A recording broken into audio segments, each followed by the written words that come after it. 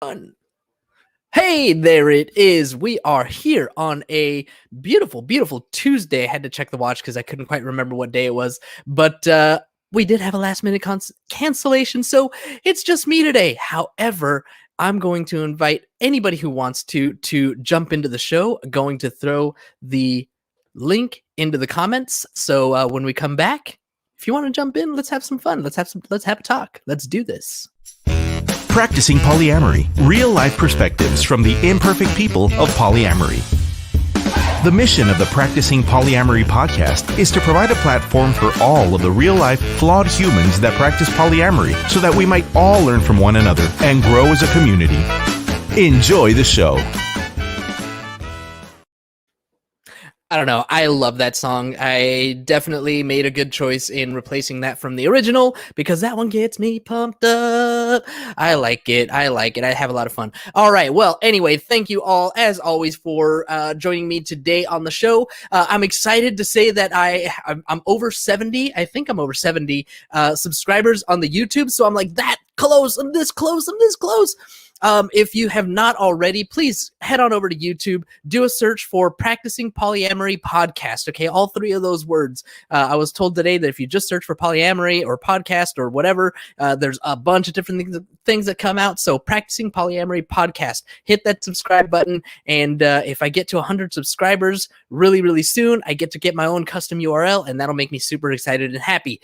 You can also find me on all the Facebooks, all the Twitters, all the Instagrams, all the social medias at Practicing Polya. And if you want to follow me there, I'm putting out different content in different places, trying to up my social media game. Also, to remind you, if you are listening to this podcast, you are a welcomed guest to be on the show. In fact, if you want to join today's show, I threw the link into the comments. You can hop in today. So if you're polyamorous, if you're actively polyamorous, I want to hear your story. If you're polyam curious, I want to hear your story. If you're a professional serving the polyamorous community, and let me let you know, there's a bunch of those coming because I went on to polyfriendly.org and I emailed everybody on that list. So I am booked out right now until June, all the way out until June with a bunch of professionals. So it's going to be a lot of fun. I want to make room though for everybody else. So there's going to be more time slots coming for anybody that's not quote unquote professional wants to be on the show. So again, gay, straight, queer, lesbian, trans, NB, ace, arrow, whatever. I want to hear your stories because the more stories we hear, the more the world learns about us and the better we can serve our community. So that is it. That's my spiel. Let's jump into today's fun episode. We're going to have a good time. Oopsie. Oh, actually, I have an awesome producer. Let me give it up to my producer because I totally forgot to change the title of the show, and he went ahead and did it for me. I looked up like freaking out thinking that it was going to still have the guest's name, but bravo to you, Mr. Dude, I almost had you. I almost had myself, but this one's for you.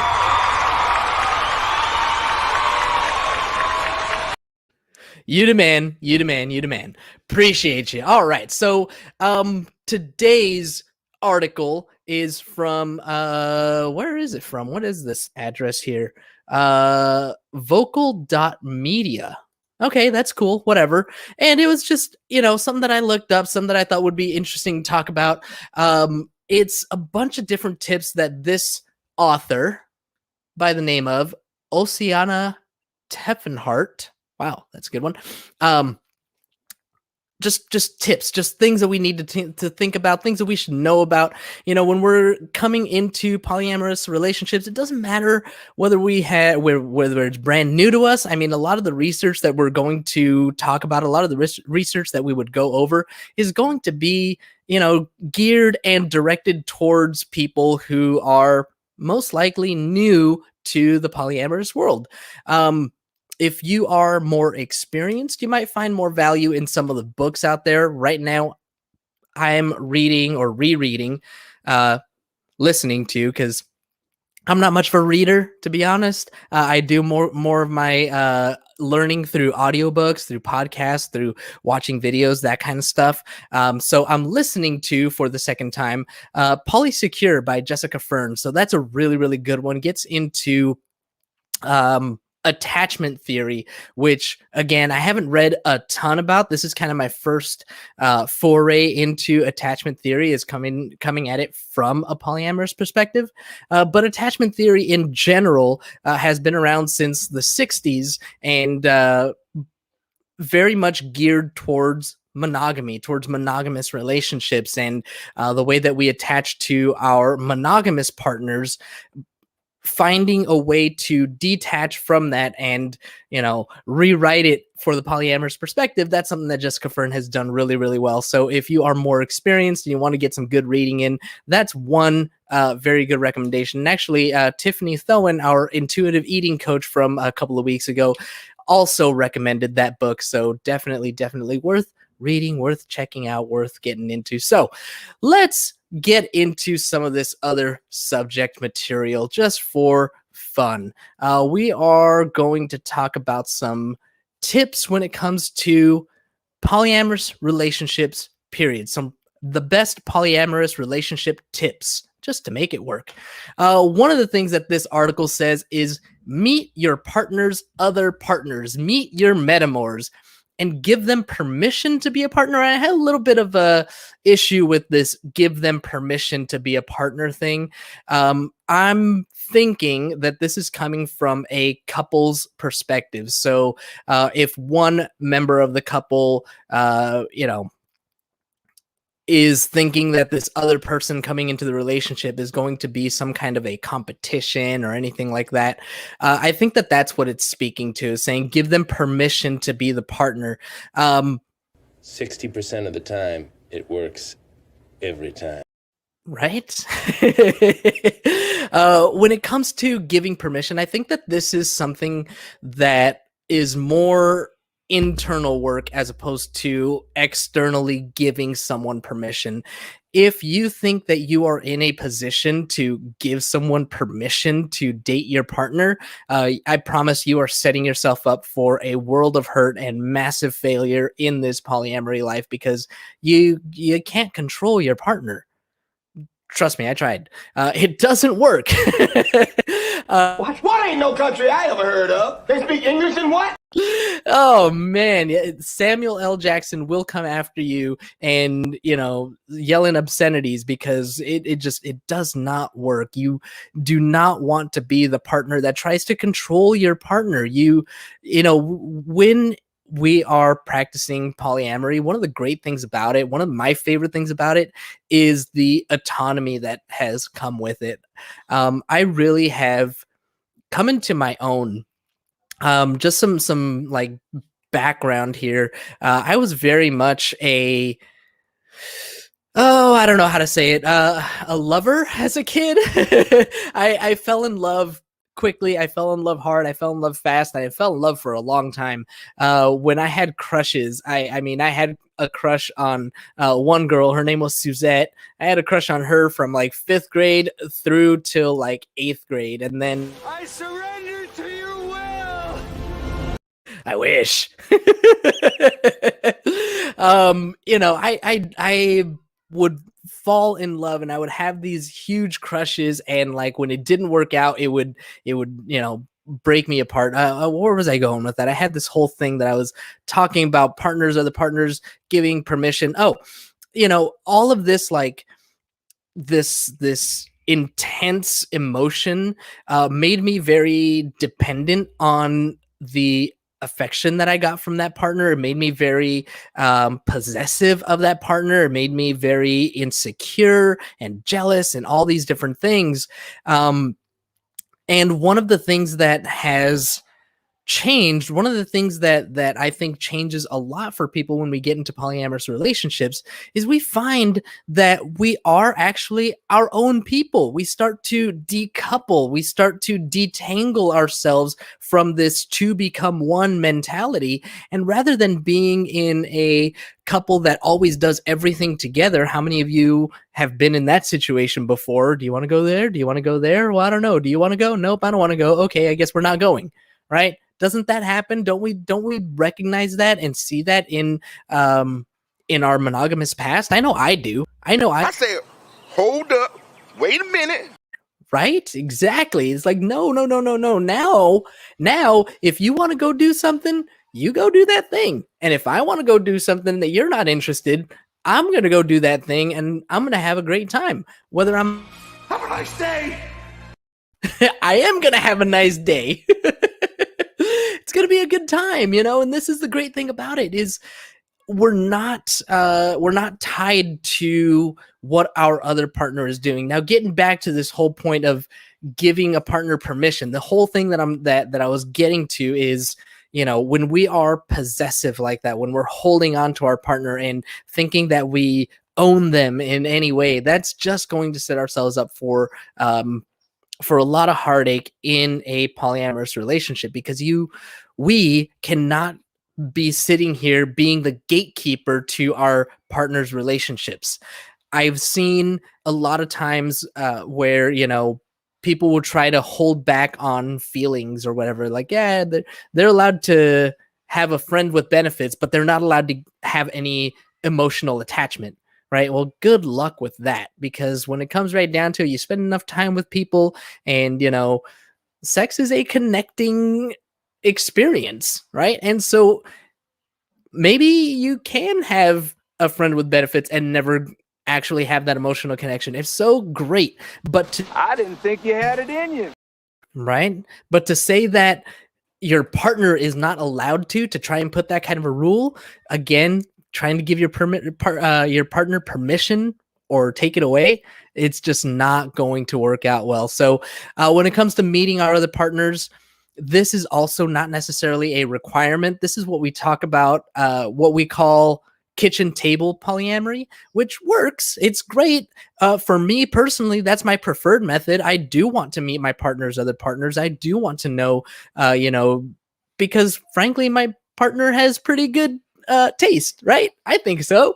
And so if they like this other person, I probably would like them too. And it's a great way to make new friendships and have new connections and have all these things. So preferably, I want to have that kitchen table polyamory, but it's not a requirement. It's not necessarily something that has to be. There are a lot of polyamorous relationships that are parallel, and so they, run side by side, and the two never shall meet.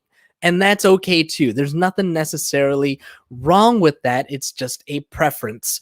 And then the other thing that I'll throw out here is DADT, right? Don't ask, don't tell. This is one of those relationship styles that I think can cause a lot more problems, because then there's like this secrecy and trying to hide things, and don't ask, don't tell. It lends itself to, well, what if you come home one of these days when your partner is with someone and then all of a sudden there's this big blow up or anything like that. There's rules around it. There's things that you can set up to try and avoid all of those things, for sure. I'm not disqualifying it. I'm just saying, in my opinion, it can cause more problems than it actually solves. Hey, I just want to throw this out there since we've got some viewers. If you want to be on the show, I did throw the link in the comments. So if you want to jump on and have a conversation, come have some fun with me. All right. Moving on to the next piece. As hard as it is, don't try to force your relationship to be some kind of way. 100% agree with this. Relationships are fluid. One of the great things about being polyamorous is we get to define how we relate to people, how we have relationships. One of the monogamy tropes, I guess, that's a word I'll use for now.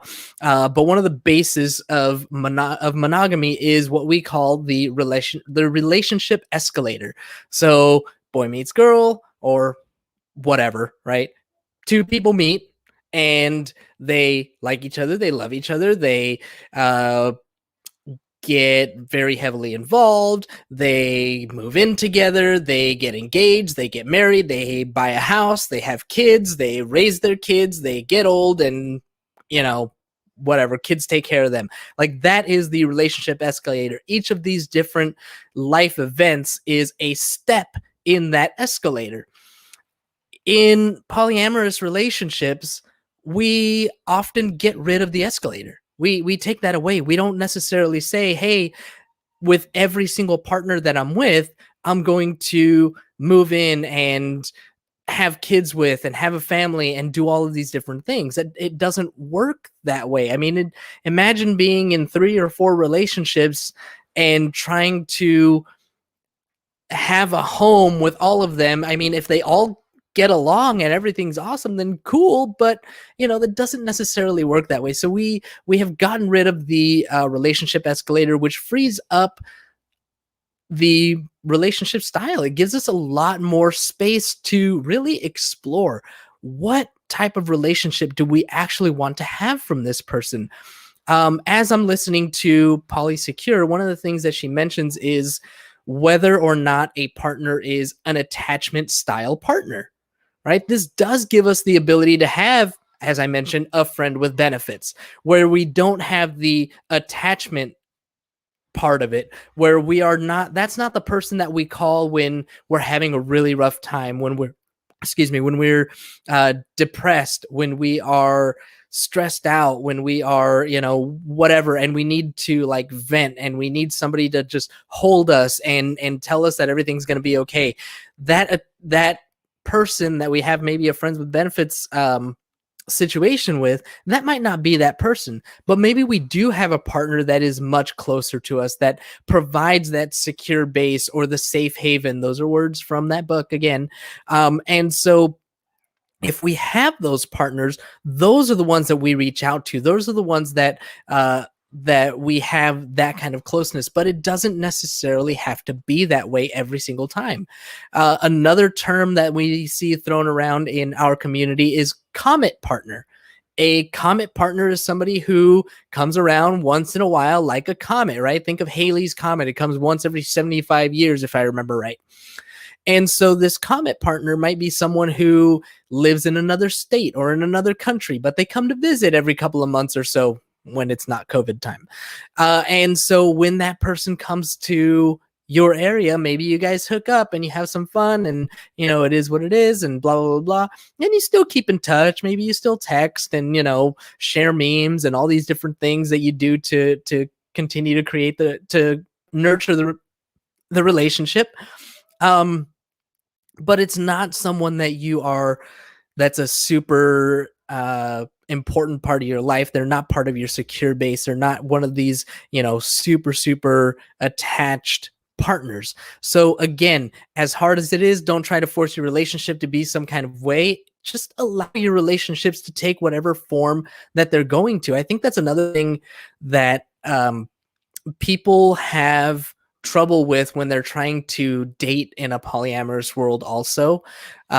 Just something that I notice, don't attack me, just something that I notice. People are always looking for one thing or another. They're trying to force the relationship to be a,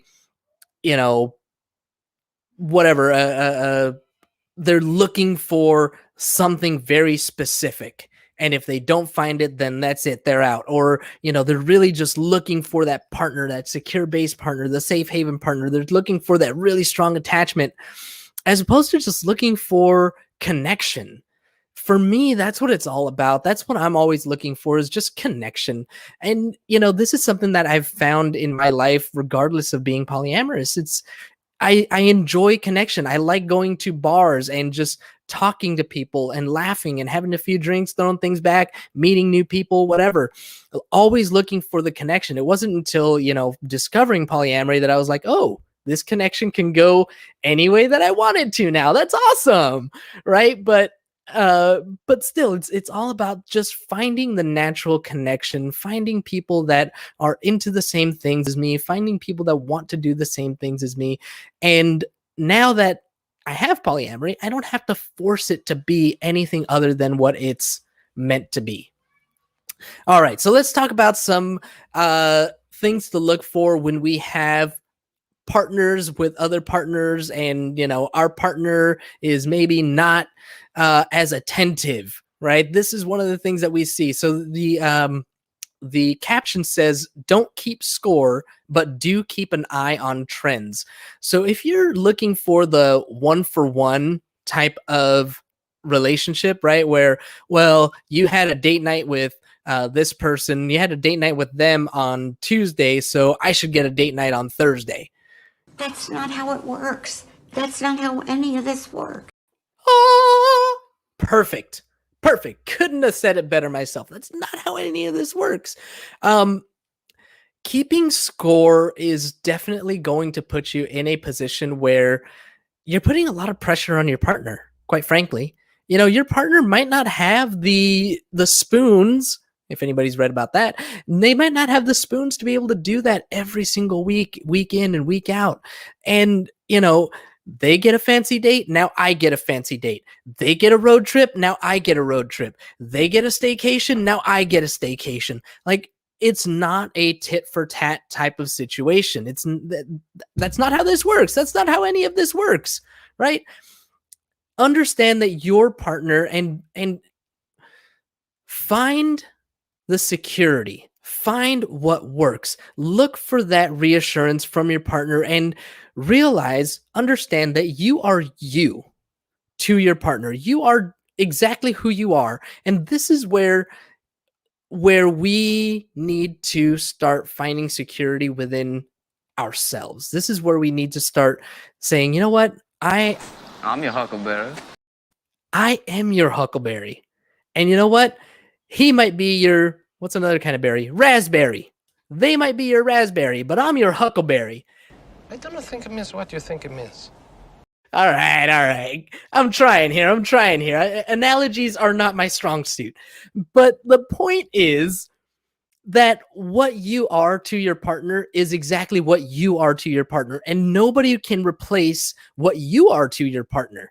Whatever the other partner is to them, that's what they are. And you are not going to replace what that person is. So, I mean, I've fallen into this trap, multiple times, especially during this COVID year. It's been really tough. It's been and I know that a lot of relationships have not survived COVID for a number of reasons. But for me and my partner, one of the things that was tough was when she wouldn't. I wouldn't have a chance to see her because of the exposures that I would have, or exposures she would have, and we went as long as 2 months at one point not seeing each other. And during those times, there were times that she would go to see her other partner because he hadn't had the exposures that I had. And so I'm sitting here and I've been oh, this sucks, like whatever it is that I'm going through in my mind, that I'm trying to not be jealous, I guess. I'm like, nope, it's not jealousy, it's just envy. I want the same thing. I want to be able to spend time, but I can't because this and that, and it sucks, right? If I were to be a scorekeeper, I would be like, well, you went with Jason for 3 days, so I should have 3 days the next time that we get together, or all these different things. And if I start making that a requirement, if I start saying this is what you have to do, oh, trust me, she gonna bounce. We were on the break! It's gonna be a break. So again, going back to that, giving your partner permission, keeping an eye on trends, keeping score, all this stuff, like scorekeeping is definitely not something that we want to do. Keeping an eye on trends, yeah, sure. I mean, if you notice that your partner is just pulling away and pulling away and pulling away and pulling away, then you're going to want to keep an eye on those things and be like, hey, what's going on? Right? Going back to our 3 rules of 3 rules of polyamory: communicate, communicate, communicate. So if you see those trends, if you do see that your partner maybe has been pulling away, it's been some time, maybe you are used to seeing your partner once a week, and all of a sudden 3 weeks go by and you haven't seen them, or it's gone from once a week to once every 2 weeks, and then once every 3 weeks or whatever.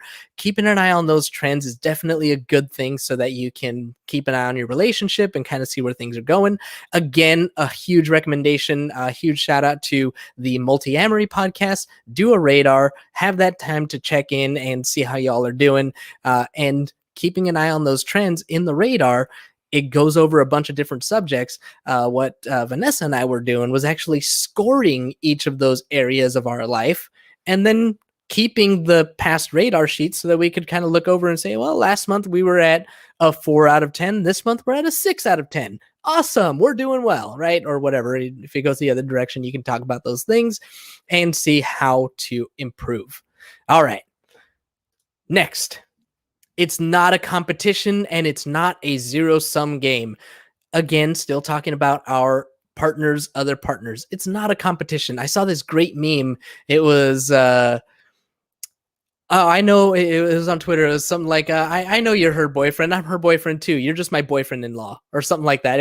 It's much better when you actually see it on Twitter. I totally butchered it. I'm sorry. I took it too far. But hey, it's not a competition. It's really not. One of the great things that I've learned is the way that my partners, the way that my metamor loves my partner is a very special way of loving them, right? It's unique to them. Watching them in their relationship, watching the way that their relationship has developed. I think he's wonderful. I do think he's wonderful. It's so true. Our family's been going through a really rough time the past month or so, and he's really been there for her, at her side through some incredibly tough experiences that I'm gonna get emotional if I start talking about too much. So it's not a competition. It is a cooperation. We both love the same person for probably many of the same reasons, and probably many different reasons also. But we're in this to lift up that person, and it's such a wonderful feeling to be able to love extra. I don't know how else to say it. To love double, to see it's the compersion, right? It's the compersion that we talk about. I know it's not a book in the English dictionary just yet, but it's coming. And the compersion is, seeing how happy your partner's partners make them, seeing how happy your metamor makes your partner, and thriving in it, enjoying it, just not wallowing, but bathing in it. It's wonderful. It's an absolutely wonderful thing. It's not a zero-sum game. We talk about this all the time. Love is infinite. Blah blah blah blah blah. Okay, whatever. Cheesy. But it's true. There's so much love that I have found I'm able to give. One of my favorite experiences, and it's happened a handful of times, where I'm just like laying in bed with one partner and actually thinking about the other, or just thinking about how much love I have for both of them simultaneously. And it's like I can't believe how much I love both of these people. It's amazing. Like, I don't know how that happened. It blows me away, to be honest with you, because I really did. I mentioned how much I grew up crushing and being in love with, one person at a time, and just like head over heels. And trust me, I mean, it was writing love letters and like carving names into trees and all the cheesy, corny things that you can think of that sixth grade me would have done. This was sixth grade, 1994-ish, somewhere around there. So think of all the corny movies that you've seen in the late 80s and early 90s, and I was trying to do all of that stuff. I was all about the big show experiences. Mind you, by the same token, I went to a movie once and I was too shy to hold her hand. So, it's it's all part of it. It's all part of the learning and growing. But love is infinite, and your partner has enough love to give you and her other partners. Keep trust in that. Keep faith in that. Keep faith in your partner. Believe in the best of them. And you know what? Sometimes things don't work out, and it sucks, and it's hard. There's another book that I'm looking to read probably later this month. I think it's the Polyamorous breakup book or something like that. Somebody just recommended it on one of the Facebook groups, so I'll be taking a look at that, and gonna read more about that.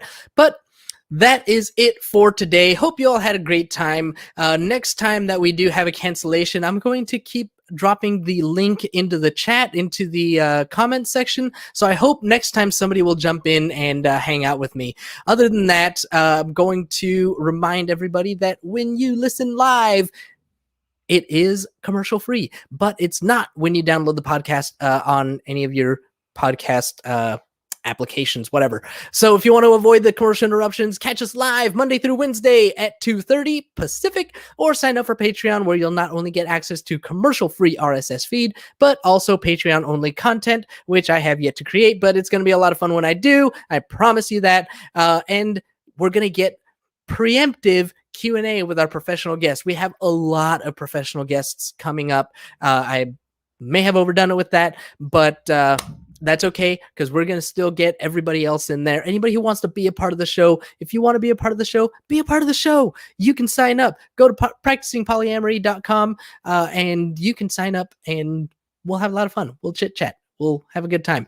All right, don't forget, please subscribe, review. Find me on YouTube, Practicing Polyamory Podcast. Follow me on all social media at Practicing Polya. And I think that's it. I think that's all I got. So thank you all again. As always, much love. Have a nice day! Thank you for tuning in to the Practicing Polyamory podcast. Would you or someone in your polycule like to be a guest? Sign up at practicingpolyamory.com and join the conversation. Please support us by subscribing, liking, and following us on social media at Practicing Polya by clicking any of the affiliate links on our website, or by subscribing at patreon.com